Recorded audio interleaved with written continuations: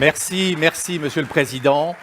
Comme vous l'avez dit, on est dans un monde qui bouge et nous allons en parler justement, une révolution énergétique en cours, une véritable transformation.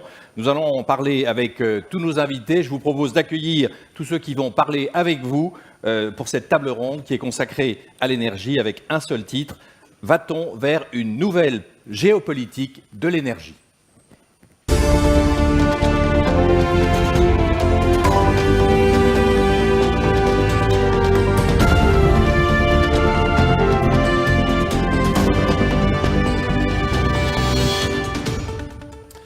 Voilà, je vous propose donc d'accueillir nos invités. D'abord, une invitée qui nous arrive d'Allemagne, Mechthild Vossdörfer, qui est la directrice de l'Agence internationale de l'énergie. À côté d'elle, en face d'elle, Sébastien Clerc, qui est le directeur général de Voltalia. Le professeur Samuel Furfari, qui est professeur de géopolitique de l'énergie à l'Université libre de Bruxelles. Et Sylvie Géano, présidente, directeur général de Dalkia. D'abord, peut-être, Monsieur le Président de Total, juste pour continuer, prolonger votre discours, vous parlez toujours de temps long, vous dites que ça bouge, vous dites qu'on est dans une période de mutation, mais est-ce que ce n'est pas plutôt une révolution? Et puis, vous avez dit très justement, vous avez un peu critiqué les médias qui parlent de la fin du pétrole, vous l'avez dit, ce n'est pas la fin du pétrole, puisque ça prendra encore beaucoup de temps, mais est-ce qu'on est quand même dans une véritable révolution? Non, mais qu'il y ait une évolution. Révolution, honnêtement, j'ai du mal à utiliser ce mot parce que c'est très médiatique, ça fait simplement... C'est plus compliqué que ça parce qu'il faut investir. Et les choix que nous y faisons sont des choix compliqués, lourds. Et encore une fois, le point de vue sur le front de l'énergie dépend beaucoup de où vous êtes sur la planète. Ce qui me frappe, c'est que le débat que nous avons aujourd'hui à Paris, et où on utilise ces mots révolution, fin des hydrocarbures, si vous allez à Bangkok, vous en êtes à 100 000 lieues de cela. Le problème dans les économies émergentes aujourd'hui, c'est d'avoir...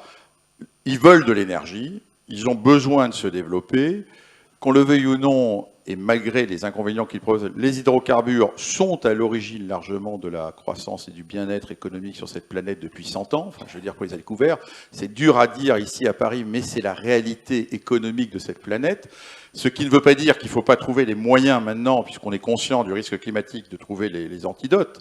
Et donc, oui, développer des nouvelles énergies comme les énergies renouvelables. Et comme je l'ai dit, pour moi, c'est un mouvement continu depuis des siècles. On cherche toujours cette énergie qui soit la moins chère possible, la plus propre possible, mais il ne faut pas non plus croire que tout cela va se transformer d'un coup de baguette magique. Alors, est-ce que ce n'est pas la fin du pétrole, on l'a bien compris, mais avec la transformation avec les énergies renouvelables, est-ce que c'est la fin des guerres du pétrole? Le XXe siècle a été marqué par plusieurs épisodes de crise. Est-ce que ça, c'est fini puisqu'on a maintenant des alternatives?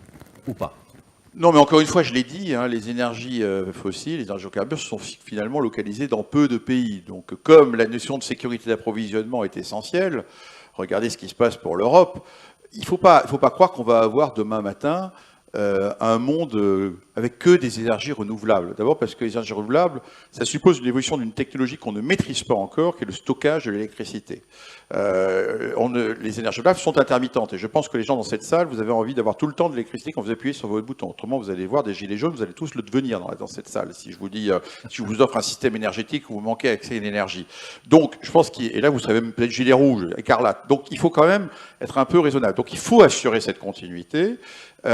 On ne sait pas stocker aujourd'hui l'électricité, on le stocke mal l'électricité. Les batteries évoluent, les iPhones, les machins, vous verrez déjà que les batteries sur véhicules électriques, ça pose quelques questions, mais le stockage massif d'électricité, c'est pas quelque chose qui se passe. On apprend ça à les écoles d'ingénieurs, les électrons, ça se balade, ça n'aime pas être stocké. Donc c'est compliqué. Et donc, il faut combiner énergie renouvelable avec d'autres énergies. Et je crois qu'il y a une erreur qui serait à faire, c'est d'opposer les diverses énergies. En fait, la vérité, c'est que le monde a besoin de plus d'énergie.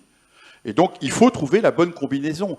Et c'est une évolution qui sera graduelle. Je vous l'ai dit, le scénario de 2 degrés ne dit pas fin des hydrocarbures.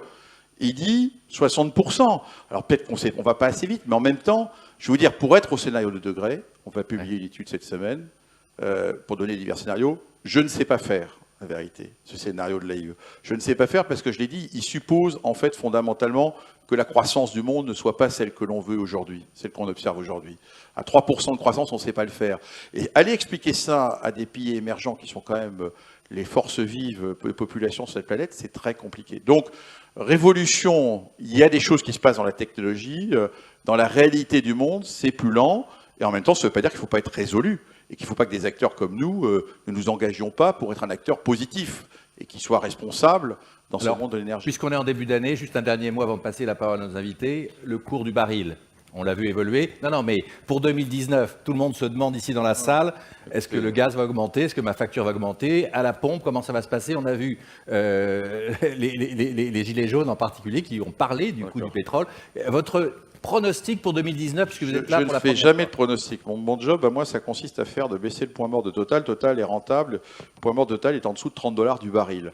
Donc moi, après ce qui se passe entre 50, 60, 70, 80, d'ailleurs, c'est... On est dans ces eaux-là. Bon, maintenant, je vais vous dire, pour le consommateur dont vous parlez, il se trouve que dans nos pays, l'énergie, c'est pas seulement le coût de l'énergie, c'est les taxes. Au passage, et que c'est vrai pour le pétrole, c'est vrai pour les carburants, c'est vrai pour l'électricité, c'est vrai pour tout. Donc, faut pas, dans cette affaire, il y a des équations à varier. Écoutez, le prix, moi je refuse de prédire quoi que ce soit, parce qu'on se trompe tout le temps. Et regardez ce qui s'est passé l'an dernier. Personne n'aurait dit en janvier 2018 que le prix monterait à 80 ou 85 $ du baril en septembre-octobre. Aucun d'entre nous ne le disait ça. Pas un expert. Il se trouve qu'il y a eu son mouvement géopolitique. Et puis, vous avez la chute qu'on a vue au mois de novembre, d'ailleurs, à peu de choses près, il n'y aurait peut-être pas eu de crise, d'ailleurs, de gilets jaunes, à un mois près, puisqu'on a vu une chute qui s'est traduite sur le prix des essences d'une baisse de 15 à 20 centimes. On a vu une chute comme on ne l'avait jamais observée, une chute aussi rapide du prix du pétrole. En un mois, il a perdu 30 $. Ce qui prouve d'ailleurs que parmi les risques aujourd'hui, il y a une forme de volatilité importante de nos économies, de nos marchés. Et donc, vouloir faire une prédiction, c'est juste me tromper. Donc, je préfère ne pas me tromper devant vous. Mais en tout cas, on voit bien la corrélation entre ce qui se passe en France et le coût de l'énergie. Enfin, vis-à-vis des consommateurs, le seul conseil que je leur donne, c'est qu'il faut chercher à économiser. Et il y a aujourd'hui des technologies qui permettent de baisser la facture. Donc, il faut aller vers des technologies, vers des éléments qui vous permettent de consommer moins. Merci, Monsieur le Président. Alors, je me tourne vers Martine Vorsdorfer, qui est l'une des dirigeantes de l'Agence internationale de l'énergie, à laquelle vous avez fait allusion. Ce qui est sûr, c'est que transition énergétique, ça veut dire plus de diversité dans l'offre et un environnement beaucoup plus compétitif aujourd'hui. Oui, d'abord, merci de m'avoir invité. Ça fait 4 mois que je suis à l'Agence internationale d'énergie, qui représente maintenant, avec les 30 membres de l'OCDE, plus les 8 pays d'association comme l'Inde, la Chine, l'Indonésie, le Thaïlande, le Singapour, plus ou moins 75% de la demande d'énergie globale. Alors c'est une agence qui représente une bonne partie de la demande et toutes les ressources, pétrole, gaz, renouvelables et tout ça. On a l'expertise dans tout ça. Bon, pour reprendre quelques points qui étaient dits, bien sûr, il y aura toujours ou dans le futur immédiat un rôle important pour le gaz et le pétrole. Dans notre scénario qui était mentionné par M. Pouanet, qui est le Sustainable Development Scenario, qui va en dessous de 2 degrés d'échauffement déjà, qui est assez ambitieux ou très ambitieux, en tout cas pour la plupart, pour quelques-uns, ce n'est pas assez ambitieux. On parle d'un pic de la demande de pétrole vers 2020.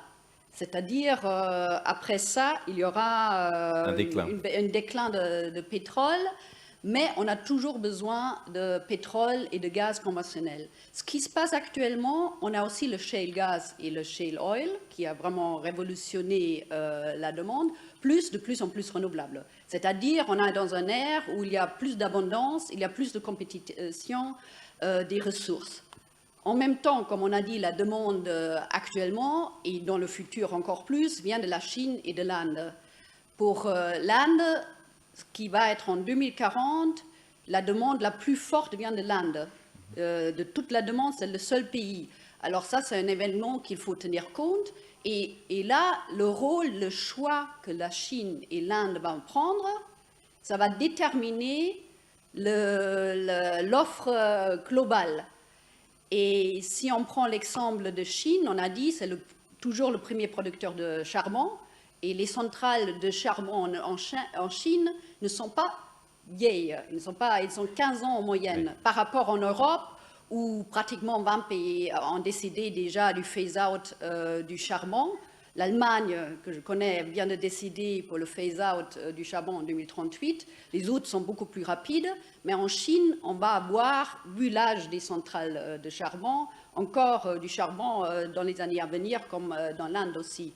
Mais la Chine, qui est premier importateur de pétrole également, investit énormément dans les renouvelables. Le solar PV, le solaire, reste le facteur clé en Chine, et aussi d'autres comme la voiture électrique, tout ce qui est low carbon va être en Chine également. Et comme la demande est tellement grande, tout ça va être dominant pour... Mais on connaît la projection en Chine, par exemple, de la part de l'énergie renouvelable en 2000, parce que tout à l'heure, vous avez cité des chiffres intéressants, sur les 80% et 60% seulement. La moitié de la demande vient de la Chine. Oui, mais on ne sait pas en Chine quelle va être la part de l'énergie renouvelable par rapport aux énergies fossiles. Monsieur le professeur, vous avez une réponse peut-être ? 2%, oui, donc ça reste extrêmement faible. Ouais, mais néanmoins, vous avez raison de souligner que les grandes décisions pour le globe vont être dépendantes de ce qui se passera en Chine et en Inde. Mais attendez, c'est 2% à l'échelon mondial aujourd'hui. Oui. Donc la Chine est juste... En 2040, en 2040 c'est plutôt 10 à 15% la Chine renouvelable. Ah, voilà. D'accord, ok. Et donc, Mathilde, poursuivez. Alors tout ça, ça va aussi avoir l'effet, comme on a plus de demandes des renouvelables, pour les matériaux et les métaux qu'on a besoin pour construire et pour produire les renouvelables. C'est des produits comme le cobalt, le zinc, tout ça. Et là, il y aura un impact sur le commerce, parce que c'est une de vos questions aussi, des pays producteurs de ces matériaux et métaux et de ce qu'on a besoin. Mais je reste convaincue également, comme M. Poinet, cette transition énergétique a un impact géopolitique, mais pas d'aujourd'hui à demain. Ça reste une perspective. Nous, nos scénarios, c'est 2040, et c'est un peu dans cette perspective-là que, vu qu'il y a plus de choix, d'abondance des ressources, bien sûr, il y aura un changement, mais pas d'aujourd'hui à demain. Merci. Je me tourne maintenant vers la présidente de Dalkia, Madame Jeannot. Dalkia, je rappelle pour ceux qui ne connaissent pas forcément votre entreprise, c'est l'un des leaders dans le secteur des services énergétiques. Hein, c'est un gros groupe, 4 milliards, c'est très important. Est-ce que vous en tirez les conséquences de tout ce qu'on vient d'entendre ? Comment vous vous adaptez et comment vous accompagnez finalement cette transformation, pour ne pas dire révolution ? Oui, bonjour à toutes et à tous. Oui, c'est très intéressant, mais j'aimerais bien qu'on se redonne quand même quelques éléments de contexte. Quand on regarde ce que dit le GIEC aujourd'hui, il dit entre mai 2015 et août 2016, 16 fois, on a battu le record du mois le plus chaud en moyenne mondiale. Donc voilà, et il dit aussi que si ce scénario de degrés, on n'arrive pas à le mettre en œuvre, eh bien, à partir de 2050, on va avoir des pics de température de l'ordre de 50 degrés dans le nord de la France. Donc, vous savez, il y aura plus d'extrêmes, donc les températures extrêmes seront plus fortes. Donc, ce changement climatique, mine de rien, on en parle beaucoup depuis des années. J'ai envie de dire qu'on le ressent beaucoup plus, encore plus aujourd'hui peut-être qu'hier, et que nous devons agir. Alors, il y a deux grands axes, et ils ont été très, très, très bien évoqués ici, qui sont très importants. Il y a l'axe des énergies renouvelables qui vont se développer, et on le voit que le rythme n'est pas évident. Tout d'abord, on a en tête les énergies renouvelables sur l'électricité. L'électricité, dans le monde, est une grosse raison des émissions de CO2, parce que pour lutter contre le changement climatique, il faut réduire ces émissions de CO2. Alors, ce n'est pas tout à fait vrai en France, parce qu'en France, l'électricité est relativement décarbonée, avec le mix que vous connaissez, nucléaire, hydraulique, renouvelable. Mais dans le monde, on va développer de l'éolien et surtout du solaire. On l'a dit à plusieurs reprises, le solaire va se développer beaucoup. Et moi, alors comme je représente Dalkia, je vais vous parler aussi d'autres natures d'énergie renouvelable, parce que quand on regarde les consommations d'énergie au global, en fait, on se rend compte que, à minima en France et en Europe et dans le monde, c'est aussi une grosse partie, 48% des consommations portent sur de la production de chaleur. Alors la chaleur, c'est quoi ? C'est évidemment toute la production du chauffage, à peu près 65% qui concerne le bâtiment tertiaire et puis évidemment le logement. et puis 30% l'industrie, production de chaleur et de vapeur. Et donc il est très important aussi de s'intéresser à cette production de chauffage qui aujourd'hui est essentiellement produite à partir d'hydrocarbures. Et donc on développe des énergies renouvelables. Ça, c'est un des grands métiers de Dalkia. Alors comment on produit de la chaleur renouvelable? On le produit à travers des réseaux de chaleur. Avec une première grande énergie. Alors là, on fait de la biomasse, mais de la biomasse renouvelable. On utilise du bois énergie. Le bois est un sujet très important dans le changement climatique parce que quand on reforeste, c'est-à-dire qu'on prend du bois et que derrière on replante des arbres, le cycle de l'arbre fait que l'arbre absorbe, certains disent même plus de CO2 que quand il en émet dans sa combustion, et donc on fait du bien à la planète. Quand on fait du bois énergie, en plus, ce qui est intéressant, c'est qu'on est un peu une conséquence de l'exploitation forestière classique, c'est-à-dire celle qui va aux meubles, au papier ou aux panneaux. Donc on va aller prendre les branchages, on va aller prendre les bûches, les écorces qui restent à côté un peu pour faire du bois énergie. En France, d'ailleurs, le bois énergie aujourd'hui, et Dalkia d'ailleurs est le premier exploitant de bois énergie en France, on n'utilise qu'une partie de la croissance de la forêt. Parce que parfois, on a l'impression que quand on utilise du bois énergie, ça détruit la forêt. Ce n'est pas le cas du tout. Au contraire, on reforeste derrière et on fait du bien à la planète. Le renouvelable dans le thermique, c'est aussi la géothermie. Donc, par exemple, en Île-de-France, pour ceux qui habitent Paris, c'est une grosse zone géothermale. Il y a beaucoup de puits de géothermie qui chauffent des habitants, à Cachan, à Bagneux, Tremblay, etc. Plein de villes autour de Paris. On peut faire également du biogaz, de la méthanisation, où on va également chauffer de l'eau pour faire des réseaux de chaleur. Et puis je voudrais aussi parler de deux autres énergies, alors qu'on ne dit pas de renouvelables, mais des énergies de récupération, qui sont des énergies, alors les énergies de chaleur suite à l'incinération des déchets. Vous savez, toute la chaîne d'incinération des déchets qui vont nous permettre de produire de la chaleur, parfois de produire de l'électricité et de l'eau chaude et de la vapeur pour faire du chauffage. Et puis la dernière, quelque chose qui m'intéresse beaucoup, vous avez peut-être lu un article hier dans Les Échos, c'est ce qu'on appelle la récupération de chaleur fatale. Il y a plein de chaleurs qui sont produites sur des sites industriels ou sur des data centers. Cette chaleur aujourd'hui, elle est d'ailleurs évaluée à plus de 100 TWh par l'ADEME en France. Elle est perdue, elle va chauffer les petits oiseaux. On sait d'ores et déjà qu'on a 16 TWh, c'est-à-dire qu'on pratiquement on pourrait chauffer plus d'1,66 million logements, de 16 TWh de chaleur qui sont récupérables parce qu'il y a des réseaux de chaleur pas très loin sur des sites industriels. Hier, on citait le cas de ce qu'on fait donc chez Dalkia à Charleville-Mézières, puisqu'on récupère de la chaleur sur une fonderie de PSA. Et ça nous permet d'aller chauffer les habitants de Charleville-Mézières. D'ailleurs, l'été, on est à 100% renouvelable puisqu'on fait toute l'eau chaude à partir de cette énergie de récupération. Là, il y a un champ devant nous. Et puis, oui, très bien. Je vous remercie. J'ai juste noté au début de votre intervention vous avez mis l'accent sur le réchauffement climatique. Vous trouvez que le scénario du président de Total pour 2040, un monde à 2 degrés, est un peu trop prudent, pas assez réaliste? Vous pensez que ça va être plus? Non, je crois que le scénario 2 degrés est le scénario qu'on souhaiterait voir se réaliser. Ce qu'on entend, c'est que ce n'est pas évident. Je crois qu'on est en train de tous se dire que c'est un scénario qui est très challenging. Et le deuxième gros sujet, vous l'avez évoqué, M. Pouyanné, c'est l'efficacité énergétique. Il faut réduire les consommations. Dans tous les scénarios d'ailleurs, que ce soit la programmation pluriannuelle de l'énergie en France, qui prend des scénarios de baisse des consommations, bien sûr.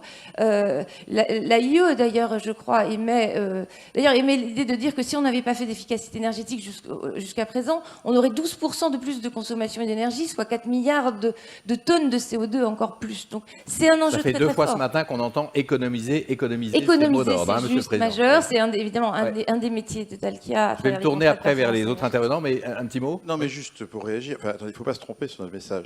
Oui, on lit tous le rapport du GIEC, nous sommes des gens responsables, et l'urgence climatique, elle est là. Le problème, c'est que, d'abord, je vous rappelle que les États dans l'accord de Paris, quand vous prenez la somme des contributions nationales, ça ne fait pas 2 degrés. Il ne faudrait pas se tromper.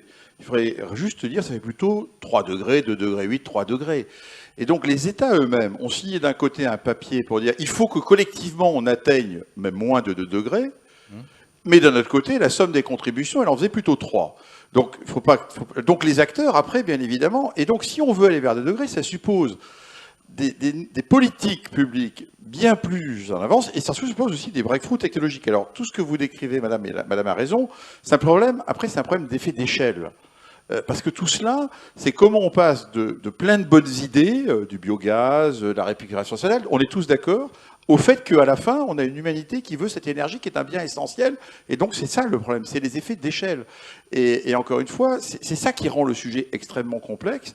Donc, il faut aussi, c'est pas de la prudence, il faut aussi être réaliste et pragmatique. Parce que moi, je pense qu'on ne progressera vers le monde adoré que si on regarde la réalité en face, et pas simplement si on fait de l'incantation en disant il est là, il est là, il est là. Ben non, il n'est pas là, la vérité, aujourd'hui. Très bien. Je me tourne maintenant vers Sébastien Clerc, qui est le directeur général de Voltalia, qui est un des grands acteurs de la production d'énergie.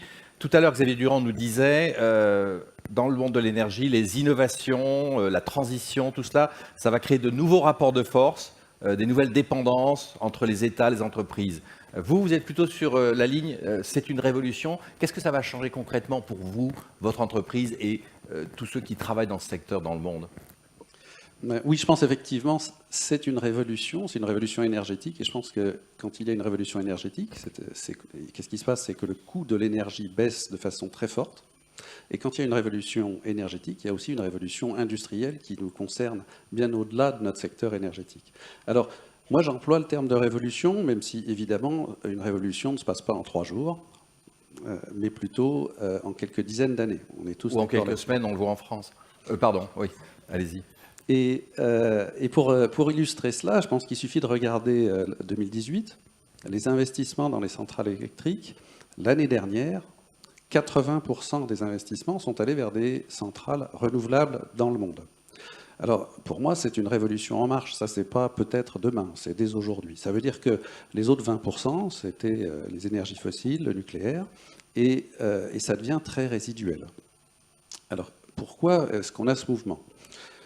La première des raisons, c'est tout simplement que l'électricité renouvelable coûte moins cher que les autres énergies.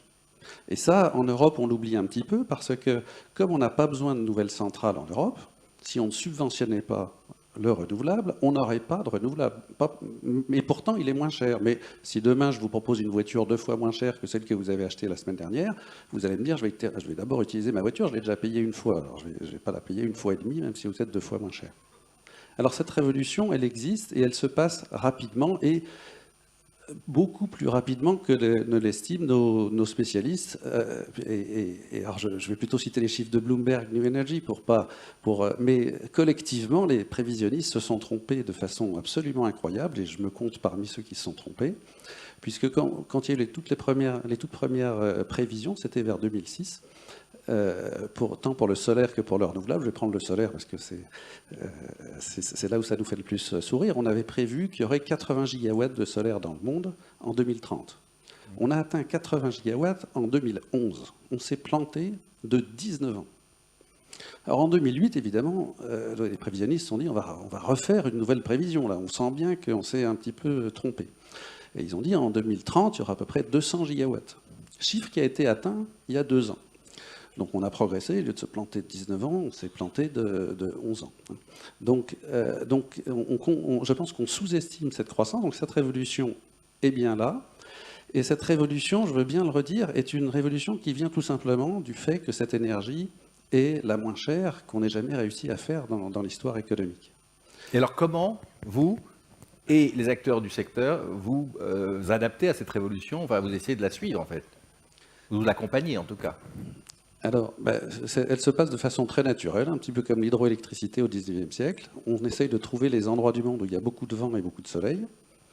On y installe des centrales et elles font l'énergie la moins chère du réseau. Donc pour ce qui est par exemple de Voltalia, à ce jour, un peu plus de 85% de notre parc installé, on a investi un peu plus d'1 milliard d'euros en 4 ans dans des nouvelles centrales, 85% de ces centrales reçoivent 0 subvention.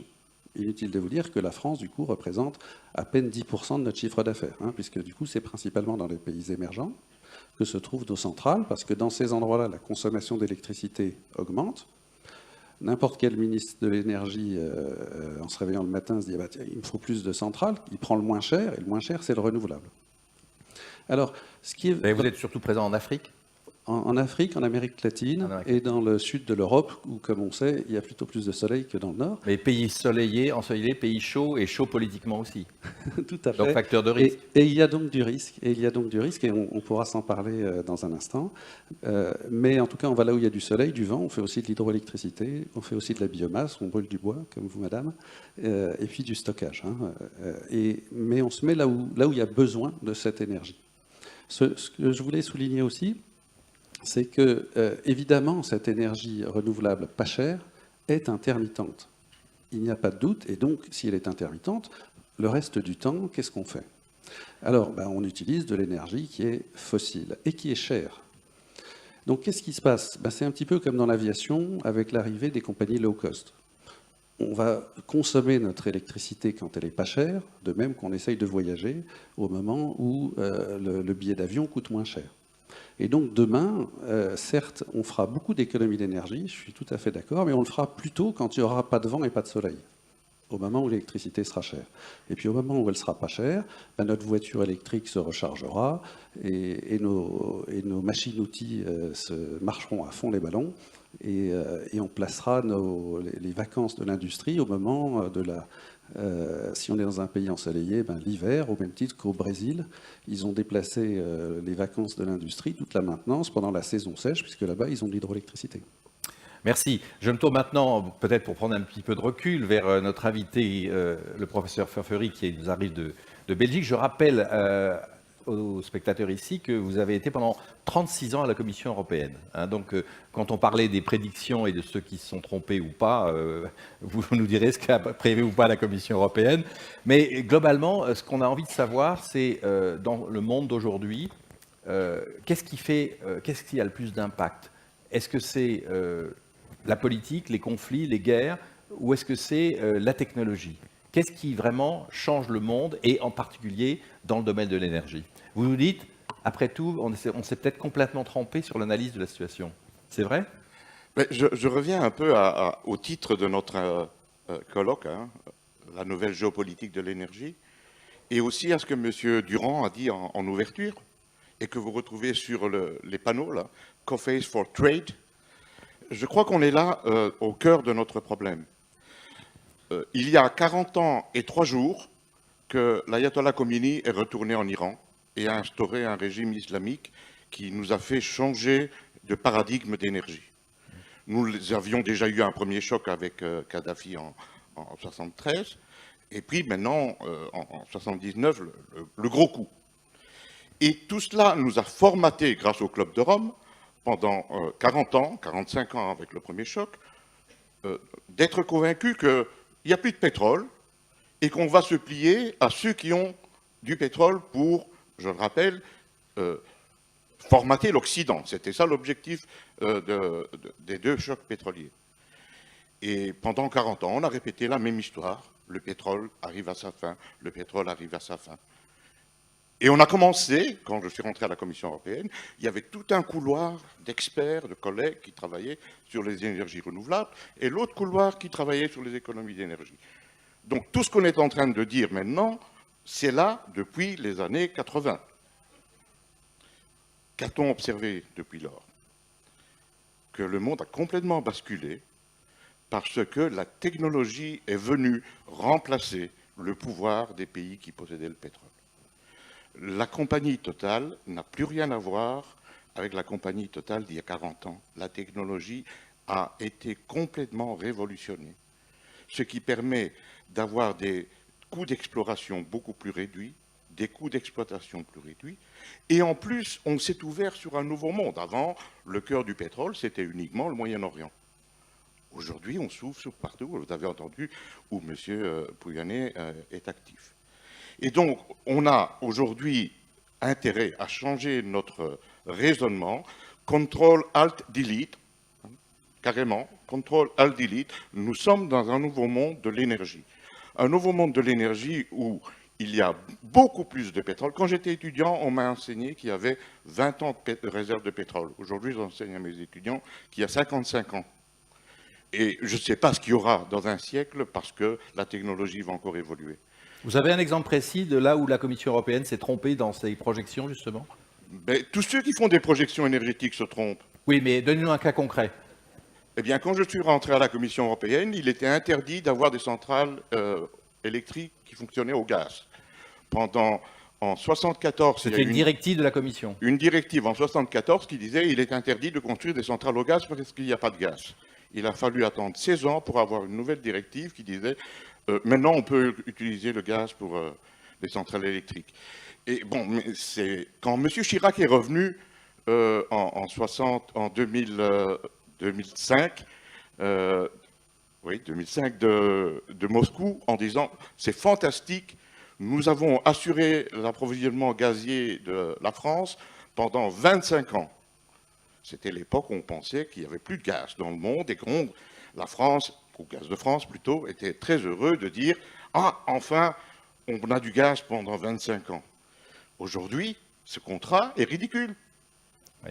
Mais à l'époque, il était juste. Et est-ce qu'aujourd'hui, la Commission européenne a une vision, une stratégie qui, à votre avis, est la bonne? Et on demandera peut-être la réaction de Mathilde.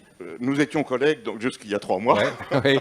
Et donc, on va essayer de respecter notre institution en disant que, ben oui, il y a des choses qui sont tout à fait correctes, que l'on fait tout à fait correctes. Et puis, on est dans la mouvance aussi du politiquement correct sur la décarbonisation, comme c'est le leitmotiv aujourd'hui.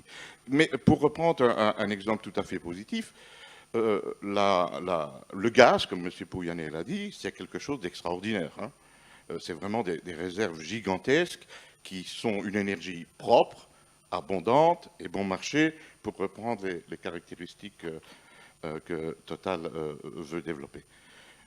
L'Union européenne est en train de faire le nécessaire pour que du gaz d'Azerbaïdjan arrive en Europe à travers le gazoduc TANAP. On est en train de faire le nécessaire pour développer la Méditerranée orientale, où Israël, Chypre et Égypte développent du gaz. Et Total, maintenant, va rentrer dans cette zone également en exploration. Et l'Union européenne est en train de favoriser la réflexion sur un gazoduc ISMET qui va apporter du gaz dans le sud de l'Europe. En fait, le plan Juncker permet, dans le programme d'intérêt commun, des projets d'intérêt commun, de relier l'ensemble de l'Europe avec des autoroutes gazières, de manière à ce qu'une molécule de gaz qui arrive dans le sud de l'Europe puisse aller dans le nord de l'Europe, en terminant l'interconnexion gazière européenne. Je crois que c'est très peu connu et on doit être fier de ce que l'Europe est en train de faire dans ce domaine, parce que ça permet justement de rejoindre la préoccupation de M. Durand, c'est de dire qu'il faut que le marché fonctionne. Et le marché ne peut pas fonctionner s'il n'y a pas d'autoroute du gaz. Et l'Europe est en train de mettre les finances pour qu'il y ait cela. Ça ne veut pas dire qu'on va abandonner le gaz russe, qui est hyper abondant, mais on va pouvoir jouer sur le marché et avoir un prix compétitif. Donc Poutine a moins de poids aujourd'hui sur l'Europe qu'il n'en avait auparavant? Sur le gaz, certainement. Sur le gaz, oui. Sur le gaz, certainement. L'entreprise de M. Pouyanné, maintenant, exporte du gaz en Chine et en Corée, grâce à l'ouverture qu'a eue M. Poutine. Alors, puisque nous avons justement la chance d'avoir M. Pouyanné avec nous, il y a deux questions qui fâchent, je dirais, aujourd'hui en Europe. C'est la construction du futur gazoduc Nord Stream 2. Alors, vous pouvez d'abord rappeler peut-être à nos auditeurs ce qu'est ce projet. Qui est contre, qui est pour? L'Allemagne est pour. Tout le monde est pour, normalement. Tout le monde est pour. Si on raisonne de sainement, tout le monde devrait être pour. Après, on fait de l'émotionnel. Qu'est-ce que c'est ce gazoduc alors? Le gazoduc, c'est simplement un gazoduc qui va pas de Russie, qui atterrit en Allemagne par la mer Baltique et qui, quelque part, aujourd'hui, l'essentiel du gaz russe était approvisionné via l'Ukraine. Les événements d'il y a quelques années ont démontré que le transit par l'Ukraine pouvait poser un problème à l'Europe, et à la fois aux producteurs et aux consommateurs. Donc il a été décidé de construire un Nord Stream 1, qui d'ailleurs n'a absolument pas défrayé la chronique, puisqu'on l'appelle 2 parce qu'il y a déjà un tuyau 1 qui fonctionne, dont personne n'a jamais entendu parler. Il contourne l'Ukraine, c'est ça? Il contourne. Il offre une autre voie d'approvisionnement de l'Europe, en passant par la Baltique, comme il y a d'autres tuyaux de gaz qui passent par la Méditerranée. Donc, et je vais vous dire, maintenant je me suis européen de l'Ouest. Je suis ici, l'Union européenne. Fondamentalement, la production de gaz naturel en Europe diminue, décline. Elle vient soit de Norvège, soit du Royaume-Uni. On fait quelques découvertes, mais elle va diminuer. Donc notre continent dépend de l'étranger. Notre Union européenne dépend des autres. Qu'est-ce que vous devez faire? Vous devez multiplier vos points d'accès au continent de façon à mettre une compétition entre les divers fournisseurs. Donc l'intérêt du consommateur européen, fondamentalement, c'est d'avoir des tuyaux qui viennent de Russie, des tuyaux qui viennent d'Algérie, des tuyaux qui viennent d'Azerbaïdjan, d'avoir des terminaux de gasification qui vont permettre d'importer des États-Unis, de façon à ce qu'il y ait le maximum de compétition pour qu'on ait le prix le plus bas. Voilà ce qui est la politique la plus simple, c'est celle-là. Et aujourd'hui, qu'est-ce qui est la vertu? Par exemple, Donald Trump dit arrêtez Nord Stream 2, mais pourquoi? Parce qu'il dit je veux exporter mon gaz naturel en Europe. La vérité, c'est que le gaz naturel américain arrivé en Europe, il va coûter en gros 6 à 7 dollars par million de BTU, pardon pour l'unité, et le gaz russe, lui, il va atterrir à 3 à 4. Donc la vertu de ce que fait Donald Trump, c'est qu'il met un plafond sur le prix du gaz européen. Mais tant mieux pour les consommateurs européens. Mais il nous faut aussi les infrastructures pour amener les tuyaux. Donc dans ce débat, on met beaucoup de géopolitique, et on fait dire à M. Poutine, à la fin, c'est l'intérêt, encore une fois pour nous, c'est d'avoir le gaz le moins cher possible. Donc, à la fin, s'il vient d'Azerbaïdjan, parce que les Azéris ont beaucoup de ressources, on l'achètera aux Azéris, on l'achètera aux Égyptiens. Alors pourquoi Donc voilà, Total n'est pas moi dans ce le projet sujet, je veux le dire... Pourquoi Total n'est pas dans le projet Nord Stream 2? Parce qu'il se trouve qu'on n'est pas dans les infrastructures, mais nous produisons du gaz en Russie. Et aujourd'hui, il y a un monopole d'exportation. Je peux vous dire que je travaille en Russie pour essayer de convaincre le président Poutine, pour essayer d'ouvrir son monopole d'exportation. Et aujourd'hui, avec mon partenaire Novatec, on produit du gaz et on aimerait bien pouvoir l'exporter en Europe via des tuyaux. On n'a pas le droit. Et là, il y a un sujet politique pour l'Union européenne qui est d'obliger sans doute à ouvrir ces tuyaux à d'autres fournisseurs que simplement Gazprom. Ça, c'est un vrai combat, parce que c'est une entreprise d'État. Lesquels, par exemple? Par exemple, nous, Rosneft, BP, Total, Novatec, mais on exporte en Europe, sachez-le, parce que nous, on a construit en Sibérie, à Yamal, une énorme usine de gaz naturel liquéfié qui fonctionne et qui aujourd'hui exporte du gaz russe en Europe, aux États-Unis, en Chine, au Japon, partout sur la planète. Donc, indépendamment des tuyaux. Pourquoi tant d'hésitation encore aujourd'hui sur Nord Stream 2? Mais pourquoi? Parce qu'il y a beaucoup d'émotionnels, qu'il y a des hésitations, parce que les Américains font pression dans un jeu. Parce que fondamentalement, notre planète, mais ça on est dans notre espace, a tendance à se fracturer.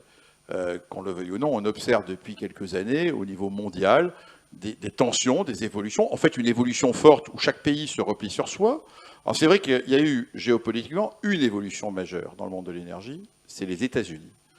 Les États-Unis vont devenir net exportateurs d'énergie. Alors, c'est pas vrai pour le pétrole, mais c'est vrai sur le gaz. Il faut savoir qu'il y a 10 ans, ou il y a 15 ans, on avait fait une des grandes erreurs de l'industrie pétrolière et gazière. Il y a eu une énorme erreur.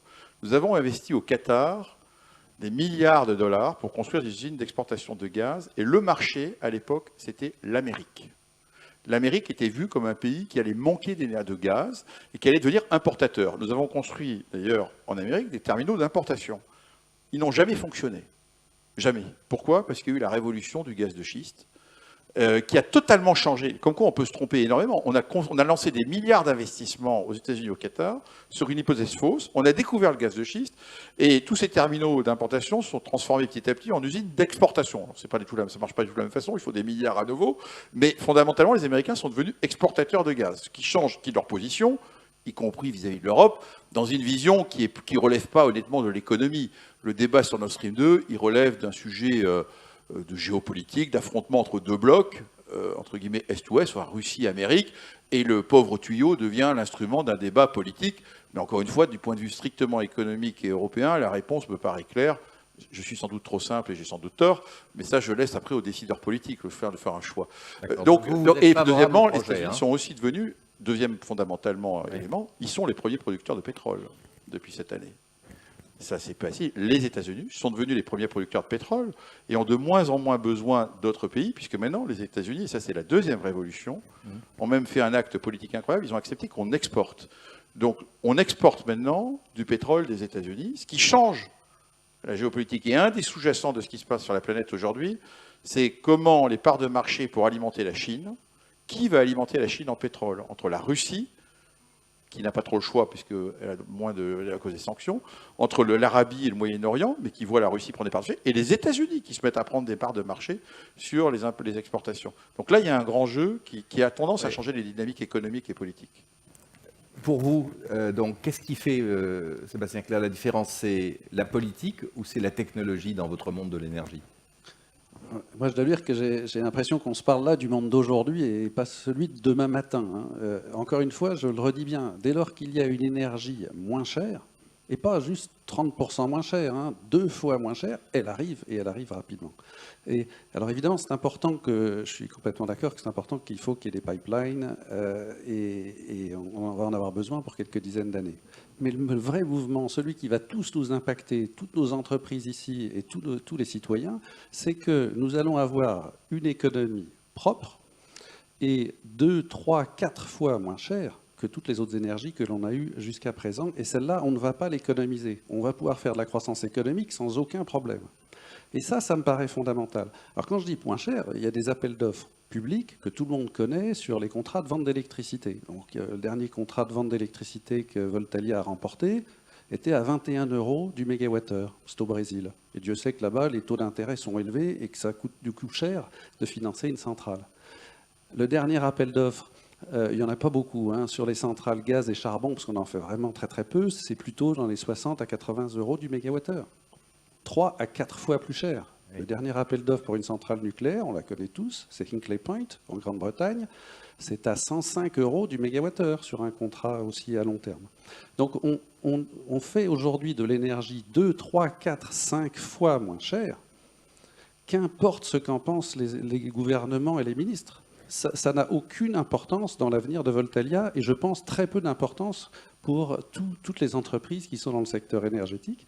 Et du coup, ça va transformer tous ceux qui consomment de l'électricité et de l'énergie, qui vont progressivement augmenter la part de l'électricité dans leur consommation d'énergie en général, et spécialement au moment où le vent souffle et où le soleil brille. Donc, je vais donner la parole à Mathilde Vanderfer, mais d'abord le professeur Fefari qui bouille l'énergie. Oui, parce que Madame Jeannot l'a très bien dit tout à l'heure, l'électricité, ce n'est pas l'énergie la plus importante. L'électricité ne représente que 22%. Tout ce que vous venez de dire, Monsieur Clerc, représente 22% de notre consommation d'énergie. Premièrement. Deuxièmement, ce que vous dites, c'est le prix de l'électricité aux bornes du générateur. Comment se fait-il que la Commission européenne, année après année, montre que le prix de l'électricité augmente?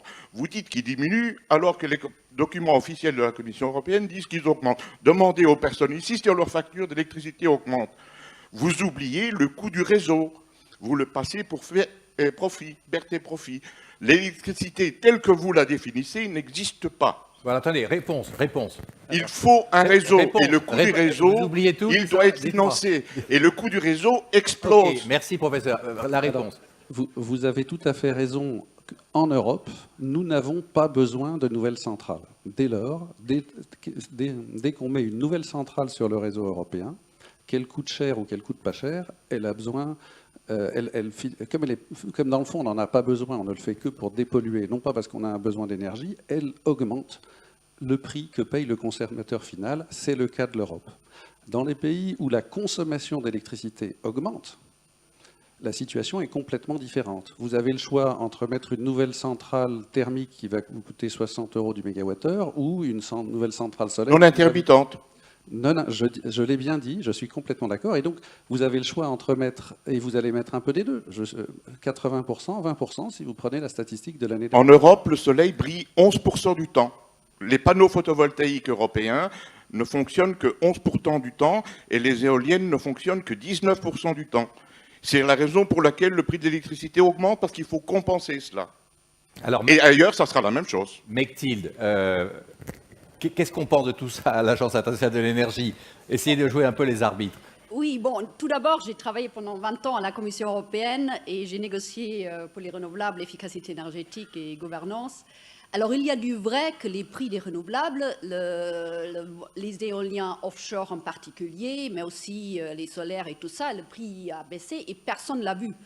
Même l'industrie des renouvelables n'a pas vu que les coûts vont diminuer énormément. Ça, c'est vrai.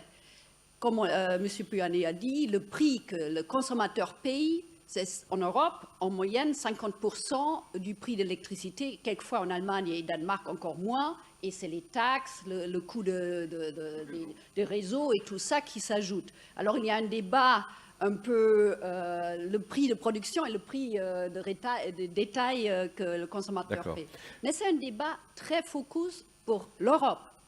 On a parlé de géopolitique mondiale. L'Europe a fait un pas en avant avec des objectifs 2030 très ambitieux pour les renouvelables, l'efficacité énergétique, qui est aussi une politique industrielle, je suis tout à fait d'accord, mais on a parlé des géopolitiques internationales. Alors, puisqu'on parle de géopolitique, Oui. on a parlé de Donald Trump tout à l'heure. Ça change quoi? Purement en termes d'énergie, pas grand-chose. Ah, ben dites-nous pourquoi. Ce qui a changé, c'est la révolution quand il y a eu le gaz de schiste. Bien sûr. D'accord, Les mais États-Unis, les foucades de Donald Trump, les soubresauts, tout ça, ça change rien? À long terme, le poids pas... des États-Unis dans le domaine énergie a complètement changé avec le gaz de schiste. Oui, mais Trump lui-même, ça c'était avant Trump. Bon, Trump est là depuis 2 ans et quelques mois. Il est les élections. Est-ce qu'il peut bouleverser le marché mondial de l'énergie? Non. Non. Non, mais Pourquoi? Parce qu'il y a aussi beaucoup de renouvelables aux États-Unis. Je veux dire, on oublie dans tous les débats et le charbon reste en même depuis 2 ans. Il n'y a pas eu de changement. Alors, je veux dire, le premier producteur de pétrole et gaz est les États-Unis et c'est pas. Dans un monde d'instabilité, on a quand même une certaine stabilité dans l'énergie, c'est ça que vous me dites? Bon, il reste toujours dans le facteur de sécurité, d'approvisionnement, parce que les pays producteurs, pas les États-Unis, mais des autres, on en a parlé, il y a toujours un risque, l'Iran, l'Irak et tout ça, ça reste. Madame Genot. Non, j'ai parlé effectivement de la chaleur renouvelable, mais je voudrais quand même dire aussi, peut-être que c'est pas, que l'électricité est une énergie d'avenir, c'est-à-dire que l'électricité décarbonée, et vous parlez d'électricité décarbonée, et on sait décarboner l'électricité, y compris de façon intermittente, le nucléaire faisant d'ailleurs partie de la solution, si on regarde les choses en face. Une électricité décarbonée est une électricité d'avenir. D'ailleurs, vous en avez parlé, M. Pouyanné, en disant que vous vous positionnez également sur l'électricité, parce qu'on aura des véhicules de plus en plus électriques, on va voir arriver les pompes à chaleur qui vont être des solutions aussi de chauffage pour se substituer finalement à des énergies fossiles qui émettent du CO2. On a ce sujet du CO2 qui revient quand même tout le temps, et il faut le regarder, on l'a dit, de façon tout à fait responsable. L'hydrogène décarboné, demain on va faire de l'électrolyse pour faire de l'hydrogène. Dans l'électricité, on anticipe des taux de croissance qui sont, à mon avis, du double des autres énergies. Donc l'électricité est évidemment un sujet, électricité décarbonée l'est. C'est pas du tweet, c'est l'Arabie Saoudite. On a vu que l'Arabie Saoudite avait essayé d'influencer les cours du pétrole. Ça n'a pas marché. C'est-à-dire que Non, ça a très bien marché. Ah. C'est pas vrai, ça a très bien marché. Dites-nous pourquoi. Je vais vous dire ce qui s'est passé. Ah non, alors pour le coup, là-dessus, je suis... Ici, on regarde bien. Les prix s'effondrent en 2015-16. Alors, naturellement, l'OPEP a mis un peu de temps à réagir, parce que décider de réduire sa production pour des pays producteurs au moment où le prix baisse, c'est un acte extrêmement fort. Vos revenus sont en gros divisés par 2, et en plus, vous devez vous couper vous doigts un doigt. Donc, il y a eu 2 ans de travail pour que l'OPEP amène, et ça a été un changement profond. Pour la première fois, la Russie a passé un accord avec l'Arabie, et à eux deux, ils produisent plus de 20 millions de barils par jour sur 100, donc 20% du marché. Jamais la Russie n'avait accepté de participer à un accord de réduction de production. Ça s'est passé fin 2016, mais pourquoi? Parce qu'à $40, ces 2 pays-là avaient un problème économique, ils ne pouvaient plus survivre à $40. Et l'impact a été remarquable. Ils ont réduit les quotas, ils ont réduit leur production, et on a vu le prix passer de 40 à 60, et même... après l'épisode iranien, et là pour le tout coup, Donald Trump a influencé les prix à 80-85 $ du baril. Donc la politique. Mais à ce moment-là, qu'est-ce qui s'est passé? Dans l'euphorie, c'est pour ça qu'il y a des cycles du prix du pétrole. Les pays producteurs, en juin 2018, se sont réunis à Vienne et ont dit « Ah, finalement, le prix, il est peut-être un peu trop haut. » Alors en plus, les consommateurs, l'Inde commençait à râler. Donald Trump, dont il ne faut pas se tromper, les Américains ne sont pas pour un prix élevé du pétrole, parce qu'il a aussi ses gilets jaunes à lui, qui sont ses électeurs, et le prix de l'essence. Aux États-Unis, il y a le prix de l'essence et les armes. Vous savez, c'est le driver de tout homme politique. Et fondamental, et il n'est pas du tout pour un prix élevé, il est pour un prix bas. Il ne faut pas se tromper. D'ailleurs, si vous avez les tweets, il le dit. Donc, il a fait pression politique sur l'Arabie et les autres. Les pays producteurs, à ce moment-là, se sont dit, bon, c'est vrai, finalement, tentation, 80, on ouvre les vannes. Ils ont décidé en juin d'ouvrir les vannes. Résultat, là, ils se sont fait avoir, Donald Trump a décidé de laisser les exportations de l'Iran. Et pof, le marché s'est retourné. On a vu le prix s'effondrer à 55. Mais en novembre-décembre, ils ont annoncé à nouveau une réduction.